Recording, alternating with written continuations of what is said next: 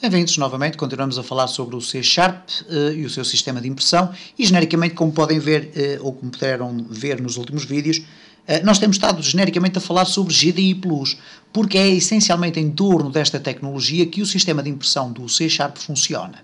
E portanto, para quem já viu os vídeos sobre C Sharp e GDI+, na prática nós estamos aqui a fazer uma espécie de recuperação ou resumo dos conhecimentos adquiridos durante esses vídeos.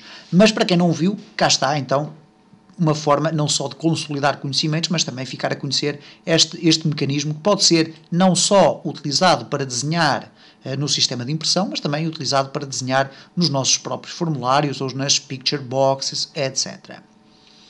Vamos então falar aqui muito rapidamente ainda de algo complementar no Linear Gradient Brush. Como vimos no exercício anterior, eu entretanto fiz aqui uma pequena alteração, coloquei a cor black em torno, neste caso, a cor do lápis, e reparem então que o resultado é este que aqui está, ok? Um retângulo com uma gradação de cores na vertical, ok? Acontece que no Linear Gradient Brush, como tivemos a ocasião de ver, existem 8 overloads, ok? E estes overloads prendem-se com o facto de, a determinada altura, eu poder definir um ângulo. E este ângulo, que é um valor float, é aquilo que nos vai permitir, por exemplo, não definir uma gradação de cores na vertical, mas, por exemplo, na horizontal ou na diagonal. E reparem que se eu for circulando, eu vou ter aqui depois Linear Gradient Mode, etc. Tenho depois aqui um Rectangle F, outra vez com Angle, outra vez com Linear Gradient Mode, e portanto estes tipos de overloads vão, de certa forma, repetindo um pouco, mais ou menos, a sua assinatura. Mas vamos então escolher aqui um Rectangle, ok? O Rect, que tem um ângulo, ok? Vamos definir aqui qual é, ora, vamos aqui procurar, ok? É este. Temos aqui Rect, Color 1, Color 2 e Float, um ângulo. Ora, porquê que eu escolhi o Rect? Precisamente porque eu tenho aqui uma estrutura Rect já definida, que é aquela que serve de base para desenho do meu retângulo. Vou colocá-la aqui antes, para que depois possa definir ou possa utilizá-la aqui no meu Linear Gradient Brush. Vou, entretanto, apagar aqui toda esta estrutura e vou voltar a definir utilizando, então, este construtor que aqui está. Um retângulo, a cor do primeiro ponto, a cor do segundo e um ângulo, ok? Então, neste caso, eu vou passar simplesmente Rect e já sei que estou a passar aqui as coordenadas que eu defini para o meu retângulo. Automaticamente ele irá buscar lá a posição do ponto 1 e do ponto 2 e encarregar-se-á então de definir onde é que começa e termina a gradação das cores. Agora vamos colocar aqui o Color 1 como sendo Color.red, ok? Um vermelho. E depois vamos fazer um amarelo. Color.yellow. Ups, yellow.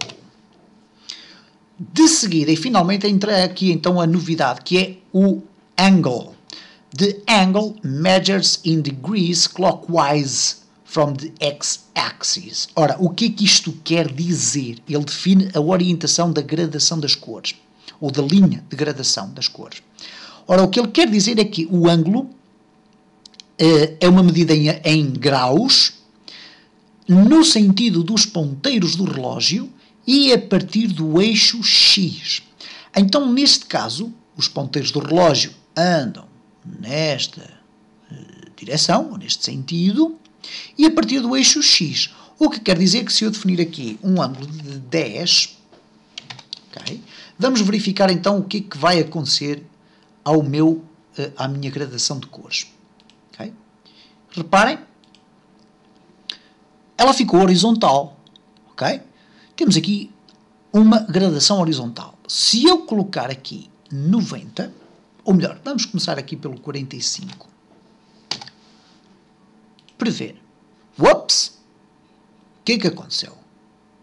Temos então aqui, reparem, o canto superior esquerdo é vermelho, o canto inferior direito é totalmente amarelo. E depois há aqui uma linha que, de certa forma, justifica a forma como a gradação das cores se processa.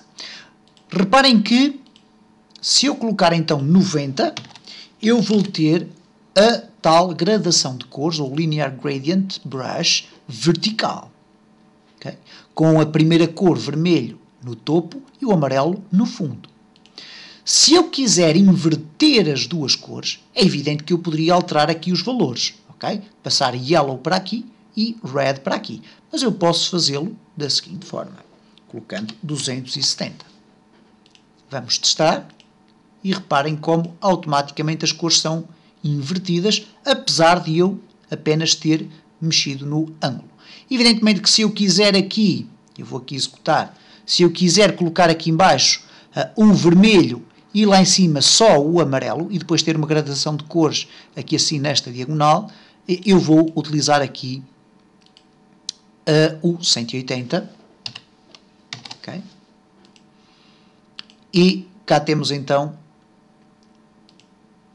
neste caso o 180 aqui faz uma gradação horizontal, mas neste caso invertida, não era o valor que eu queria. Vamos colocar aqui o 270 e vamos ter aqui na vertical, e portanto teríamos que encontrar aqui o valor intermédio entre o 270 e o 180, que eu penso ser aqui o 210, ok, ou qualquer coisa do género, para termos então o resultado pretendido, que é uma gradação de cores mais ou menos linear em termos de 45 graus de inclinação, ok?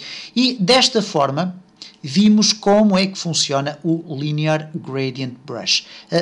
Posso-vos assegurar que não é o tipo de brush mais utilizado, mas para criar alguns efeitos visuais interessantes, e nós iremos certamente ter a ocasião de ver alguns lá mais para a frente, nomeadamente a colocação de cores do fundo e depois a impressão de letras por cima destas cores, poderá criar aqui alguns efeitos interessantes do qual nós poderemos tirar partido neste sistema de impressão no C#.